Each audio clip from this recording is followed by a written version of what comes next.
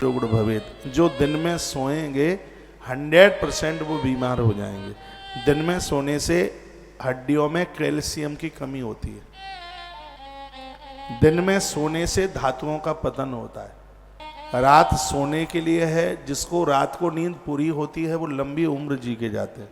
कमरे में जितना गहरा अंधेरा होगा उतनी ही गहरी नींद आएगी। रात को छोटा बल्ब भी मत जलाओ, बिल्कुल एकदम सुनसान अंधेरा। जितना कमरे में गहरा अंधेरा होगा उतनी ही आप बढ़िया नींद से आप सो सकते हैं। सोते समय अपने पांवों को आप उत्तर दिशा में कीजिए, मस्तिष्क को दक्षिण दिशा में कीजिए। देखना कैसी गहरी नींद आती है। दक्षिण में मस्तिष्क करके और उत्तर में पाम करके सोने से उम्र बढ़ती है, आयु बढ़ती है। ऐसा शिव महापुराण में लिखा है। मैं तो जिस ग्रंथ की बात होगी मैं छटाक से फटाक से उस ग्रंथ का नाम ले देता हूँ।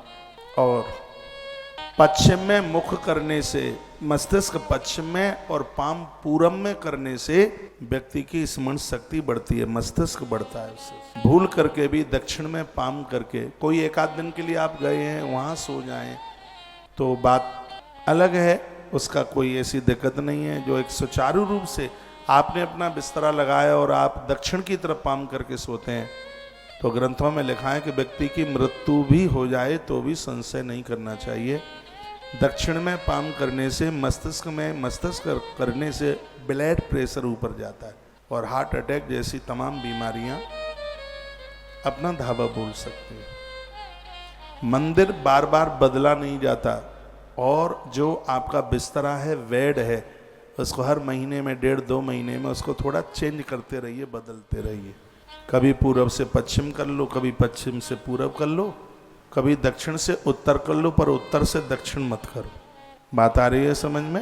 ये सब चीजें बड़ी लाभकारी है, प्रभावशाली हैं। कोशिश कीजिए दिन में सोने की आदत न रहे। भोजन के बाद 10-20 मिनट आप लेट जाते हैं वो बात अलग है। ऐसा थोड़ी ही होता है कि आप टीवी भी देख रहे हैं लेटे लेटे, पापड़ भी खा रहे हैं लेटे लेटे, सब कुछ पढ़ रहे हैं, किताब पढ़ रहे हैं तो लेटे लेटे, इसलिए बूढ़े हो रहे हो जल्दी, सब लेटे ही हो रहा, इसलिए आपकी कमर दुख जाती है। बिस्तर पर तो सोने के ही समय पर जाइए, ऐसा नियम बना लें। आपके पेट में भोजन पचेगा नहीं तो निद्रा ज्यादा आएगी। आप जूठे मुंह रहेंगे तो भी निद्रा ज्यादा आएगी, उबासियां आएंगी, सुरसा की तरह मुंह खुला रह जाएगा।